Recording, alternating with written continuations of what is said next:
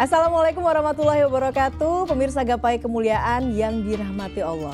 Sesungguhnya zakat merupakan perkara penting dalam agama Islam sebagaimana sholat 5 waktu. Oleh karena itu Allah Ta'ala sering mengiringi penyebutan zakat dalam Al-Quran dengan sholat agar kita tidak hanya memperhatikan hak Allah semata, akan tetapi juga memperhatikan hak sesama. Di balik syariat zakat ini terdapat faedah dan hikmah yang begitu besar. Tidak hanya bagi individu yang menunaikan zakat tapi juga masyarakat. Meski begitu faktanya masih banyak di kalangan kaum muslimin yang belum sadar sepenuhnya tentang pentingnya menunaikan kewajiban ini. Nah pemirsa, hari ini insya Allah kita akan membahas tema terkait kupas tuntas zakat harta. Dan seperti biasa saya tidak sendiri, sudah hadir bersama saya di studio ada gurunda kita semua, Kiai Haji Muhammad Faiz. Assalamualaikum Kiai. Waalaikumsalam warahmatullahi wabarakatuh. Apa kabar Kiai? Alhamdulillah baik. Alhamdulillahirrahmanirrahim. Dan pemirsa, saya ingatkan kembali bagi Anda pemirsa yang memiliki pertanyaan, silakan Anda kirimkan pertanyaan Anda melalui nomor WhatsApp yang tertera di layar kaca. Anda juga berkesempatan untuk bertanya langsung kepada Kiai Faiz melalui sambungan Zoom yang nanti akan ditentukan oleh tim Gapai Kemuliaan. Nah Kiai, sebetulnya apa hakikat zakat itu? Karena kan sebetulnya seperti yang tadi saya sampaikan di dalam Al-Quran, penyebutan zakat ini sering mengiringi penyebutan sholat begitu ya. Iya. Nah ini apa maknanya sebetulnya Kiai dan bagaimana pelaksanaan syariatnya? Makna zakat itu luas sekali. Kalau tadi dikatakan bahwa perintah zakat itu sering dikaitkan dengan sholat. Fungsi sholat itu kan adalah pensucian jiwa. Maka zakat juga memiliki aspek yang sama. Semakin kita sholat mendekat kepada Allah, maka jiwa kita juga semakin bersih. Semakin kita berani melepaskan sesuatu yang paling kita cintai, yang namanya harta, itu berarti kita memiliki kesucian jiwa kepada Allah. Dia juga memiliki dimensi persaudaraan, berbagi, membantu antara yang kuat kepada yang lemah. Tetapi kalau boleh saya membahas kali ini bahwa zakat itu memiliki dimensi yang boleh kita katakan untuk keselarasan alam semesta ini. Kehidupan di alam semesta ini dibangun oleh Allah itu dengan konsep yang namanya bergerak. Kapan sesuatu di alam semesta itu dikatakan ada hidupnya, ada kehidupan, kalau dia melakukan pergerakan. Hujan itu akan datang kalau ada pergerakan angin kan. Angin itu mengiring awan, awannya disusun sampai tinggi, kemudian turun hujan. Kita ini dikatakan hidup karena darah kita berputar. Oleh karena itu semakin kita tidak bergerak, itu boleh jadi kita semakin sakit. Kita tidur dari pagi sampai sore, itu bangun pegel. Padahal seharusnya sehat, kan kita tidak melakukan aktivitas apapun. Ibarat mobil kalau jarang dipakai, itu juga bukan menjadi baik kan. Boleh jadi mobilnya akan rusak. Karena sunnatullah, hukum yang Allah bangun di alam semesta ini, tandanya hidup itu adalah bergerak. Nah, untuk menggerakkan misalnya sektor keuangan dan sektor ekonomi, ini di zakat juga memiliki peranan loh Mbak Eva. Di mana misalnya, kalau saya mempunyai uang, katakan ini terkait dengan zakat mal, maka dalam 1 tahun zakat, dari mulai saya memiliki uang itu ada di tangan saya sampai 1 tahun, maka saya kena yang namanya tarif zakat. Tarifnya itu 2,5%.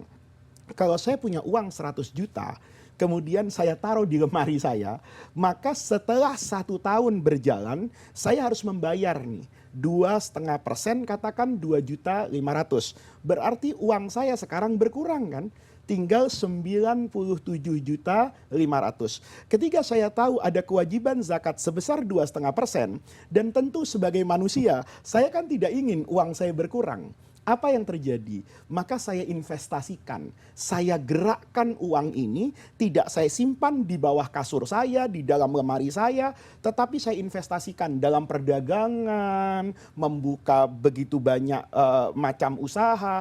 Ketika nanti itu mendatangkan keuntungan, maka sejatinya yang saya pakai untuk membayar zakat itu kan bukan pokok modal saya. Kalau saya punya uang 100 juta, terus bisnis kuliner misalnya, saya buka rumah makan. Setelah setahun terakumulasi keuntungan misalnya 30 juta, maka uang saya kan menjadi 130. Kalau itu diambil 2,5% dari 130, maka 2,5%-nya itu tidak akan menyentuh yang 100 kan. Oke. Tapi dia pasti diambil dari keuntungan yang 30. Saya masih memiliki keuntungan yang berlebih dan saya juga sudah membayar kewajiban saya kepada Allah. Jadi di antara hikmah zakat, dia akan menggerakkan ekonomi karena semua orang akan mengeluarkan uangnya diinvestasikan untuk kemaslahatan orang banyak sehingga dia juga memiliki keuntungan dan keuntungan ini untuk membayarkan zakat dia kepada Allah. Nah itu dia Pak Kiai, pada saat kita membayar zakat. Misalkan kalau di kota besar kita mendapatkan gaji per bulan begitu ya, ataupun juga tadi seperti Kiai katakan sebagai investor, pengusaha atau pedagang. Nah ini bagaimana penghitungannya? Bagaimana kita bisa memastikan kalau kita itu sudah membayar zakat mal ini Kiai? Jadi zakat tuh ada klasternya, ada klaster pedagang misalnya. Berdagangnya juga kan beda-beda. Ada yang toko kelontong misalnya, ada yang berdagang sebagai pengembang, yang dia jual itu rumah.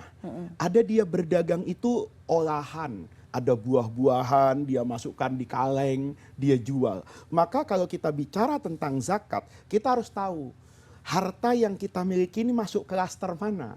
Di sana ada klaster yang berbasis uang, namanya zakat mal. Dulu dihitung dengan emas, perak, uang hari ini deposito, surat berharga, dan sejenisnya. Kemudian nanti ada lagi klaster yang namanya perdagangan. Saya punya toko, apakah tokonya bangunannya kena zakat? Saya punya lemari etalase misalnya, saya punya mesin kasir, saya punya mobil untuk yang mendeliverikan dagangan saya. Itu ada klaster tersendiri. Ada lagi nanti klaster misalnya usahanya pertanian. Saya punya lahan pertanian. Nanti setiap panen itu tarif zakatnya berbeda dengan yang tadi tarifnya menggunakan apa ini? Satuan uang. Nanti ada lagi orang yang melakukan usaha dengan menggunakan hewan misalnya. Saya menjadi peternak. Ya, nanti peternak ini kan bermacam-macam. Ada yang beternak ayam, ada yang beternak kambing. Nanti dari kambing tuh ada yang dia niat jual kambingnya, bisa jadi kan, atau ayam diambil telurnya. Nah, ini yang semua yang terkait dengan binatang, nanti sapi, unta, itu juga memiliki persyaratan, memiliki hitungan yang juga berbeda. Nanti saya juga boleh jadi usaha saya barang tambang. Saya punya batu bara misalnya, saya punya minyak bumi, ya, atau saya misalnya punya usaha modern menyelam di lautan mencari harta karun misalnya. Itu semua menjadi klaster-klaster usaha yang tentunya syarat dan ketentuan dalam bentuk akuntansi zakatnya itu akan berbeda. Saya sarankan pemirsa, tentu saya tidak bisa menjelaskan itu secara detail karena terlalu banyak tapi bisa dicari di buku-buku. Kalau saya sebagai pedagang, nanti kan kita kalau mau membayar zakat itu harus menentukan dulu klaster kita ada di mana, baru nanti kita melakukan penghitungan tersebut. Nah, kalau kemudian sekarang kita bicara nisab zakat gitu ya, itu kan berdasarkan bisa tadi kayak katakan emas dan perak, atau perak gitu. Nah, ini kan sebetulnya angkanya berbeda nih Ki. Nah, ini bagaimana? Betul. Jadi kenapa Rasulullah itu dulu menggunakan satuan emas dengan perak? Karena di masa lalu memang uang itu terbuat dari emas dan dari perak. Penggunaannya juga tidak terlalu berbeda. Dua-duanya diterima sebagai alat pembayaran dan alat tukar. Tapi hari ini kan enggak. Harga perak dengan harga emas itu terlalu jauh bedanya. Oleh karena itu, ulama di masa sekarang itu banyak mengatakan bahwa nisab itu para pemirsa adalah batasan maksimal orang itu dianggap kaya. Karena kalau hartanya sudah sampai nisab tertentu, dia zakat. Berarti orang kaya kan?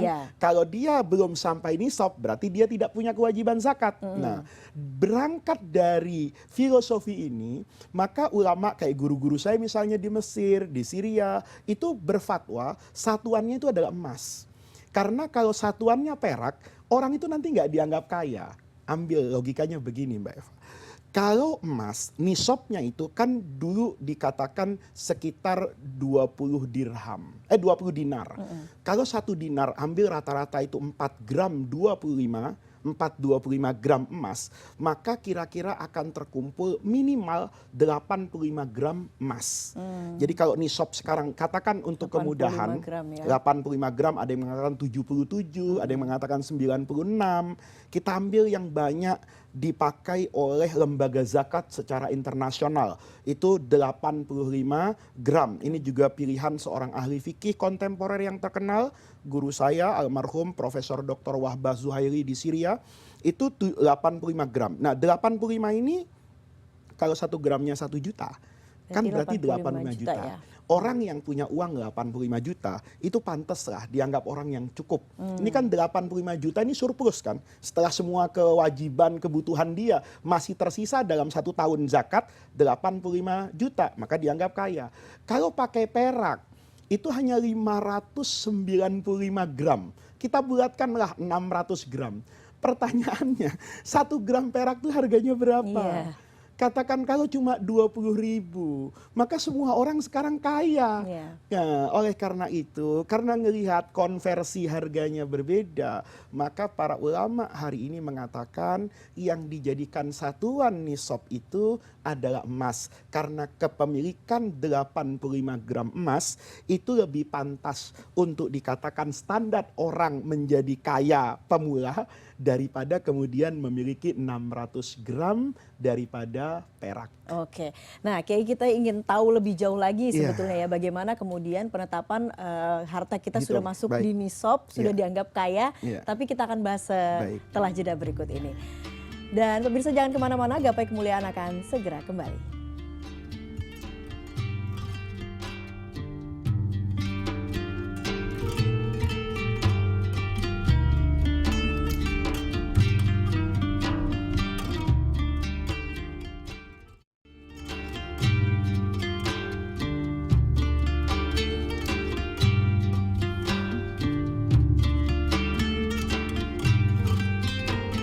Ya, terima kasih Anda masih menyaksikan Gapai Kemuliaan dalam episode Kupas Tuntas Zakat Harta. Kita lanjutkan kembali pembahasan kita. Kiai, seperti yang tadi sebelum kita break gitu ya, melanjutkan pembahasan bagaimana kemudian menghitung zakat atau harta yang kita miliki supaya nanti kita mengeluarkan zakat hartanya ini benar begitu ya Kiai ya. Tadi kan Kiai katakan nisabnya kan 85 juta sekitar 85 gram emas. 85 gram emas. Kalau sekitar, harga emas 1 juta maka keluar angka 85 juta. Betul. Nah, itu penghitungannya bagaimana Kiai? 85 juta itu sudah bersih dari pengeluaran, apalagi kalau untuk karyawan yang mendapatkan gaji per bulan ini Kiai. Jadi ini kita bahas satu-satu. Yang pertama, untuk menentukan zakat, saya harus tahu klaster saya. Karena tadi Mbak Eva contohkan gaji misalnya, anggap saya dengan Mbak Eva ini mirip-mirip lah keuangannya setiap bulan. Ada cara yang paling mudah. Saya yang pertama kali sebagai muslim itu harus ingat saja, kapan pertama kali saya punya uang senilai 1 nisab. Berarti kalau tadi 85 gram emas kali 1 juta, 85 juta. Kapan pertama kali saya pernah punya uang sampai 85 juta? Katakan misalnya tanggal 1 Ramadan. Nah, 1 Ramadan ini berarti harta saya sudah sampai 1 nisab. Tetapi kewajiban zakat itu bukan saja 1 nisab, ada namanya 1 haul, 1 tahun. Jadi saya tunggu 1 Ramadan yang akan datang nih, tanggal 29 Sa'ban, orang-orang lagi sibuk antara ru'yat dengan hisab, saya sibuk menghitung juga nih hisab. Oh ternyata 29 Sa'ban setahun nih, berapa uang yang saya miliki secara keseluruhan?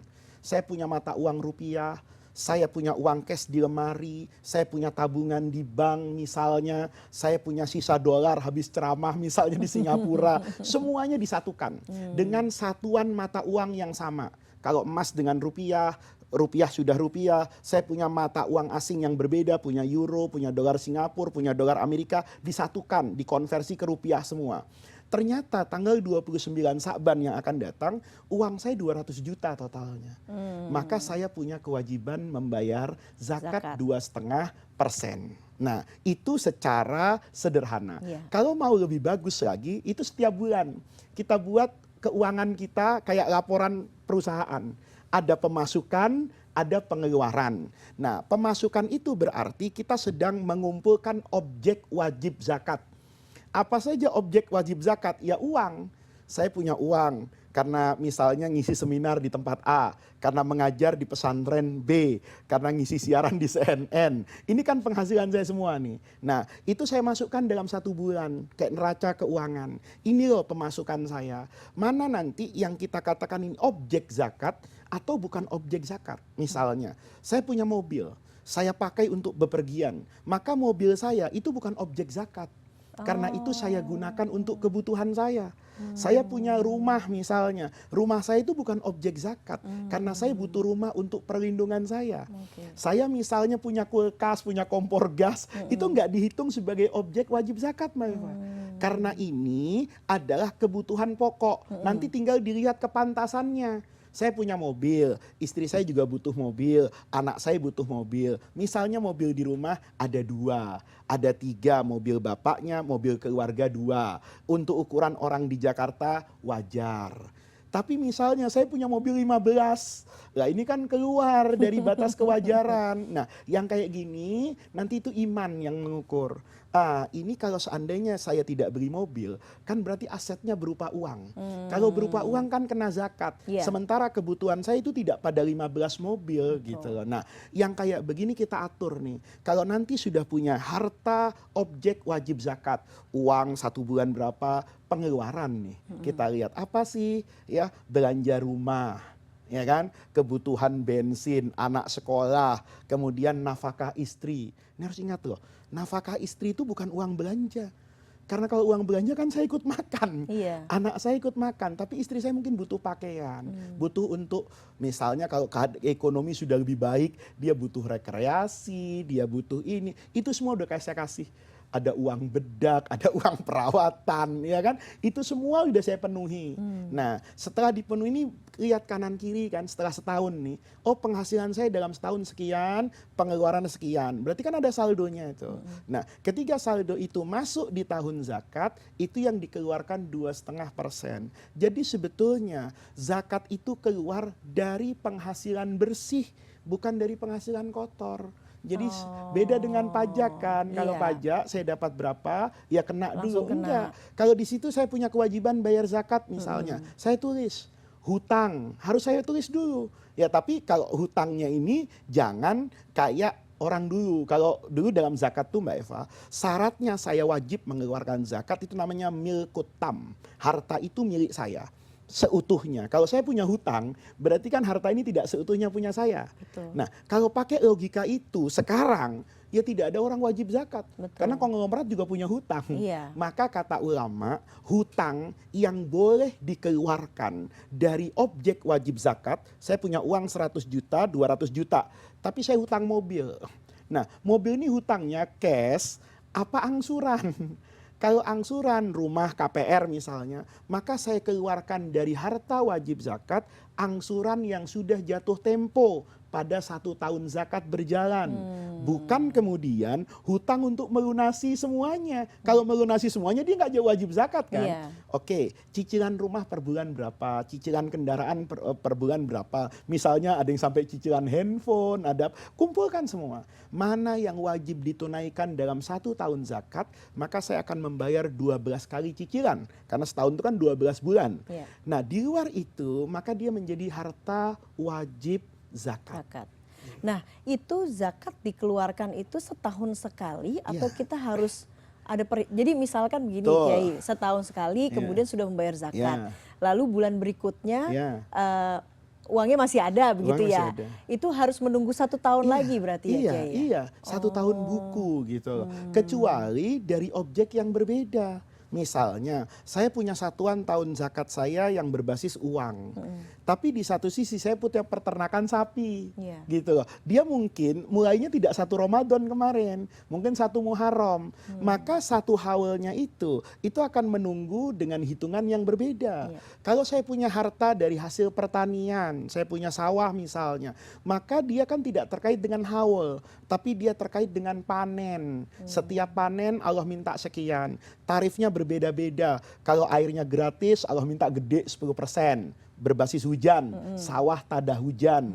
Kalau pakai pengairan, pakai biaya, Allah minta 5%. Nanti ada pemirsa tanya, kalau campur-campur Pak, musim hujan pakai air hujan, musim kering pakai pengairan. Ya, secara metrik berarti 7,5%. Kan gitu aja. Nah, itu kemudian kita kumpulkan menjadi satuan yang berbeda-beda untuk mengetahui kewajiban zakat kita. Nah, kemudian Kiai, pertanyaan selanjutnya, zakat yang dikeluarkan itu apakah semata-mata yang diterima secara halal? Misalnya begini Kiai, misalnya nih ada orang menginvestasi atau mendepositokan di bank. Kita tahu bunga bank itu kan haram. Mayoritas ulama mengatakan haram gitu ya. Nah itu apakah juga harus kena zakat juga atau bagaimana nih Kiai? Allah itu maha baik dan tidak menerima kecuali yang baik. Jadi zakat itu harus dari harta yang halal. Adapun menyebut bunga bank halal atau haram, kita punya episode dulu di Gapai Kemuliaan itu bicara tentang bunga bank kan. Betul. Mayoritas mengatakan haram, sebagian ulama mengatakan itu halal. Jadi persepsinya gini loh. Kalau zakat itu dari harta yang halal. Kalau dari harta haram itu wajib dizakati enggak? Enggak. Wajibnya apa? Taubat kepada Allah gitu. Jadi kalau ada orang, Pak, saya menang judi online. Ini keuntungannya wajib zakat enggak? Enggak wajib, saya bilang. Wajibnya apa, Pak? Wajibnya taubat karena judi itu haram. Nah, kalau harta yang haram itu tidak wajib zakat tapi wajib taubat, dan taubat itu kan pensucian harta. Karena harta yang haram itu statusnya dalam agama bukan milik dia. Karena dia tidak memperoleh itu dengan cara yang halal. Jadi nggak bisa dizakati. Oke, baiklah. Masih banyak sekali sebetulnya pertanyaan Kiai, tapi kita harus move on. Kita harus membahas bagaimana kemudian penyaluran zakatnya. Tapi kita akan bahas sesaat lagi Kiai, kita akan jeda terlebih dahulu. Jangan kemana-mana, Gapai Kemuliaan akan segera kembali.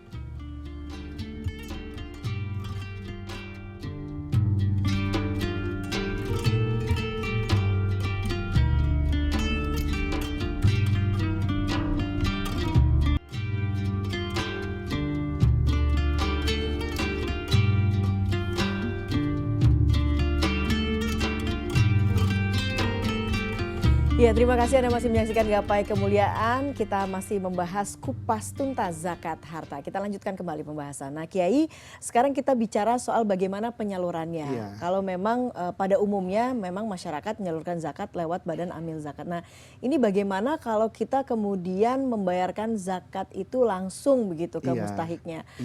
Ketentuannya seperti apa Kiai sebetulnya? Jadi sebetulnya ini aspek yang banyak harus kita bahas. Yang pertama, membayar zakat kepada lembaga zakat negara itu sebenarnya bagus. Kenapa? Karena zakat kalau dikumpulkan kan menjadi besar. Misalnya saya pernah melihat di Sudan. Jadi ada daerah pertanian itu yang setiap tahun selalu petani itu miskin terus. Problemnya di mana? Ternyata di air. Maka kemudian terkumpul dana zakat pada satu lembaga, maka hari itu mereka sepakat, nggak usah kita bagi-bagikan. Terus diapakan? Dibuatkan bendungan air. Nah ketika terjadi itu proyek jadi bendungan air, maka petani tidak lagi sulit air. Maka semuanya kemudian bisa memenuhi kebutuhannya. Bukan saja mereka, bukan lagi mereka miskin ya, tapi bahkan mereka naik. Sosialnya itu bahkan mereka bisa memberikan sedekah dan zakat. Nah itu adalah kebaikan zakat kalau dikelola secara kolektif. Tetapi boleh jadi ketika saya membayar zakat ke satu lembaga, misalnya di Jakarta, tetangga saya yang di samping rumah ini kan boleh jadi nungguin. Ini Mbak Eva nih kayaknya siarannya banyak nih, berarti penghasilannya banyak nih. Kok nggak pernah ngeluarin zakat ya? Padahal ngeluarin zakat, tapi ke lembaga zakat. Nah, lembaga zakatnya boleh jadi melihat ada prioritas yang berbeda. Padahal sejatinya zakat itu kan dibagikan kepada orang yang paling dekat, tetangga. Oleh karena itu, korelasinya adalah dulu zaman Nabi, itu zakat juga tidak semuanya diserahkan kepada lembaga zakat. Dalam teori zakat, itu namanya ada al-amwal al-zahirah, ada al-amwal al-batinah. Al-zahirah itu apa? Yang terlihat orang. Saya misalnya punya Faiz Mart, ya, itu jejaring supermarket saya ada di mana-mana. Orang tahu kan kalau saya kaya. Maka saya punya kewajiban untuk membayar zakat itu ke lembaga yang dihitung oleh Nabi pakai petugas zakat, itu adalah al-amwal al-zahirah. Al-amwal al-batinah itu deposito yang saya umpetin di bank. Rahasianya nggak boleh dibuka kepada siapapun. Iya. Itu adalah uang yang saya taruh dalam lemari saya. Itu di zaman Nabi tidak diaudit. Itu diserahkan kepada hati nurani dan iman. Ini namanya agama. Agama itu tidak semuanya basisnya adalah legal formal. Iya. Diserahkan kepada imannya. Itu nanti yang membedakan tingginya surga kan. Kalau saya kemudian bayar zakat karena hasil audit, itu kan ada keterpaksaan kan. Tapi kalau saya kemudian mengakui di hadapan Allah, ini yang diaudit cuman sekian loh. Tapi harta saya lebih dari itu dan saya akan bagikan. Dengan kesadaran saya, ini kan bagian dari iman.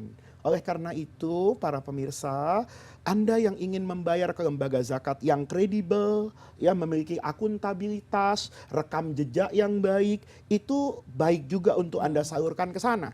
Tetapi kalau ada tetangga yang Anda lihat sangat membutuhkan, berupa hajat hidup manusiawi ya, untuk anak sekolah, orang sakit misalnya, tidak ada salahnya Anda membagi setoran zakat Anda. Ada yang Anda setorkan ke lembaga, ada yang Anda simpan di rumah.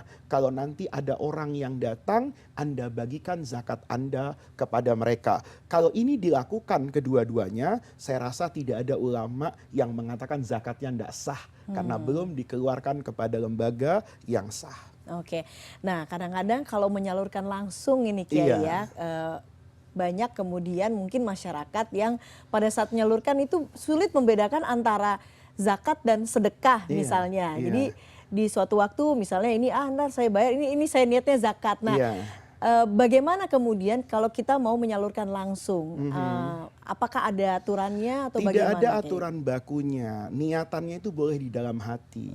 Kapan orang itu harus mengatakan ini zakat saya? Kalau dia dicurigai tidak pernah zakat.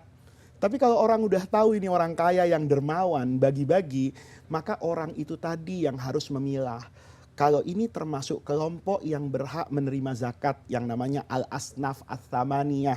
8 kelompok yang disebutkan dalam firman Allah itu. Fakir, miskin, amil, mu'allafah, ar-riqab. Nah, dia tahu nih, oh ini masuk kriteria. Misalnya, dulu Nabi itu mengartikan ar-riqab itu budak. Budak yang belum dibebaskan itu boleh menerima zakat. Sekarang ar-riqab itu bisa jadi tafsirannya menjadi luas. Ada orang yang terbelenggu karena pekerjaannya. Ada orang datang sama saya, Pak Faiz, saya ini sedih untuk memenuhi kebutuhan hidup keluarga saya itu nggak bisa Jumatan Pak. Kenapa? Karena saya kalau bekerja itu selalu pas hari Jumat itu saya dipaksa bekerja. Oh, dia termasuk terbelenggu kan. Tiba-tiba saya masih punya uang zakat. Saya bilang, kamu punya keahlian nggak? Bisa Pak bikin mie ayam. Kamu keluar dari sana ya. Ini gerobak mie ayam, ini mangkoknya, ini modalnya. Ini saya kasih sama kamu loh. Lebih besar dari orang lain. Kalau ada orang datang ke rumah saya kasih 100.000. Kamu saya kasih 5 juta loh. Supaya kamu bisa menunaikan sholat Jumat setiap harinya. Itu pahalanya besar banget karena membebaskan keterbelengguan orang dari himpitan hidup sehingga mengorbankan keberagamaannya kepada Allah. Nah, kalau saya tahu seperti itu, saya boleh serahkan. Jadi ketika saya punya uang zakat, itu bukan sekedar membagi Mbak Eva, tapi juga meneliti. Orang ini berhak atau tidak. Jangan sampai di Jakarta miskin, tapi rumah di kampungnya bagus. Modalnya apa? Minta sedekah gitu. Nah itu dia yang kemudian juga menjadi salah satu hal yang harus kita waspadai pada saat kita menyalurkan langsung gitu ya Kiai. Dan yang perlu diingat, zakat itu tidak boleh dibagikan kepada orang yang saya wajib memberikan nafkah kepada dia. Misalnya ibu saya ketika tua itu kan jadi tanggung jawab saya. Anak saya nggak boleh tuh, begitu saya punya zakat, anak saya mau sekolah, saya kasih ini zakatnya saya nak, nggak boleh. Itu kan buy one get banyak, pelit banget itu. Kalau zakat tuh kepada orang lain, nggak boleh kepada orang yang saya punya kewajiban untuk memberikan nafkah kepada dia. Tapi kalau itu saudara yang saya tidak wajib kasih nafkah, kan misalnya apa sepupu, kan nggak ada kewajiban saya untuk memberikan nafkah kepada sepupu saya. Tiba-tiba sepupu saya membutuhkan, maka saya beri zakat, itu bagus banget. Dia sebagai orang miskin, dia sebagai saudara, apalagi sebagai tetangga, ngumpul nih 3 alasan yang kuat untuk saya menyalurkan bantuan itu kepada dia. Oke, nah Kiai menutup diskusi kita yang sangat singkat tentunya ya soal zakat ini Kiai. Kita tahu bahwa zakat itu termasuk dalam rukun Islam Oh begitu ya, iya, seperti iya, sholat dan juga iya, puasa. puasa. Nah kalau kemudian tidak menunaikan zakat ini ganjarannya atau mungkin kita bisa bilang dosanya itu juga Iya, apakah sebesar kita tidak berpuasa ataupun juga iya. tidak sholat? Kalau besar kecilnya itu cuman Allah yang Betul tahu Mbak Kiai. Eva ya. Tetapi sebagai manusia betul yang dikatakan Mbak Eva itu persepsinya harus sama. Sayyidina Abu Bakar itu ketika kemudian memerangi orang yang tidak mau membayar zakat, itu kata Sayyidina Abu Bakar, karena saya tidak mau membedakan kewajiban sholat dengan kewajiban zakat. Wajib sholat itu terkait pada badan manusia karena kita bergerak kan untuk melakukan sholat. Sementara zakat itu kewajiban pada harta manusia. Badan dan harta itu kan satu kesatuan menjadi kiwamul hayat. Kapan orang itu bisa hidup? Punya badan. Punya badan saja tidak punya uang, tidak bisa hidup. Ada uang, tidak ada orangnya, takut saya malah kan begitu. Nah ketika dua-duanya menjadi kiwamul hayat, maka tidak boleh orang itu mengangkat yang satu dan menafikan yang satu. Jadi kata ulama, kalau diukur dari aspek kewajibannya sama. Tetapi semua orang juga mengerti bahwa kewajiban kepada Allah yang paling pertama dan utama itu memang sholat. Tetapi tidak berarti kalau orang itu sholatnya baik, itu sudah cukup. Saya tidak usah zakat lah, saya sudah jaga tiang agama ini. Toh zakat tidak pernah dikatakan sebagai tiang. Terus orang berpikir jangan-jangan karpetnya. Toh kalau sudah ada tiang kita nggak butuh karpet, nggak begitu. Rukun Islam itu tidak boleh kita beda-bedakan, kita kerjakan secara seimbang pada batas kewajaran dan kemampuan setiap individu. Baiklah Kiai, terima kasih. Semoga penjelasan Kiai yang singkat Amin, ini amin. bisa diterima dan bisa membuat masyarakat sedikit banyak memahami begitu ya soal zakat dan terutama zakat harta. Baiklah pemirsa, usai sudah perjumpaan kita hari ini dalam program Gapai Kemuliaan, semoga tausiah kali ini tentunya bisa menambah hasanah ilmu agama kita, menjadikannya bermanfaat dan yang paling utama menambah ketaatan kita kepada Allah Azza wa Jalla. Saya Fayunizar dan Kiai Haji Muhammad Faiz pamit. Terima kasih atas perhatian Anda. Insya Allah kita akan jumpa lagi pada episode berikutnya. Wabillahi taufiq wal hidayah. Wassalamualaikum warahmatullahi wabarakatuh.